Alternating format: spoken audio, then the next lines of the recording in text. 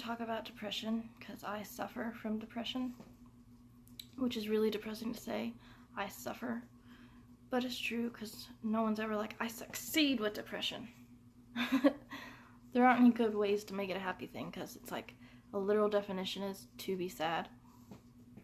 I wasn't always this way though. I used to be happier and more carefree, but because of the things I've gone through, they've led into me having depression and anxiety, which then sometimes causes insomnia, which in turn causes more depression because I just lay there and think about all the things I've done and said and that things that could go wrong. Like I was talking to one person yesterday and telling them about a couple things about my life, and I noticed how their face turned like sad. And so last night I couldn't go to sleep. I was just lying there in bed and I started to feel bad because I made them feel bad. Like I'm lying here in my bed because of my depression, and yet I made them feel bad because I feel bad. I must be even crazier than I thought. No, that's how anxiety works. Because I'm sure after they got done talking to me, they're like, she has some problems. And then they go, I think I could go for some Starbucks today. La la la la la. And then they just go about their day. Well, I'm still stuck here thinking about how I made them sad.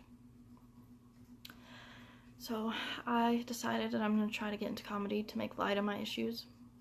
Which is not to say they are light issues, they are serious issues, but I'm tired of being the only one stuck in my head and feeling bad for everything. So my brain tends to make everything I do or say into this great big debate. Like, I tend to make desserts and my boyfriend makes like main courses, and I'll go to the store in the baking aisle and I'll be there for like 30 minutes trying to find the perfect dessert to make with his simple meal of like hamburgers or something. I'll start off one end and think, maybe cookies will be good. So look at all the like 50 different options. And then I'm like, chocolate chip's like a staple. That everybody likes chocolate chips. Except unless you don't like chocolate chips, but everybody likes chocolate chips. So I put the box in the cart and then I stop and think, what if he doesn't want chocolate chips? What if he wanted something else? And so I'm like, okay, there's brownies. Maybe I'll make brownies. So I stand there for another 5 minutes and look at all those different options. And I come up with one. I'm like, brownies with walnuts sounds good.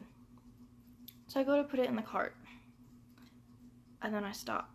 And I'm like, but what if he wanted the chocolate chips? I don't want to bring something home that he doesn't want. So then I call him. I'm like, I'm just going to call him, and then he can decide what he wants, and then I won't have to think about it anymore. So I call him and let him know that I've been in the baking aisle for like 10 minutes now, and I can't decide which dessert to make.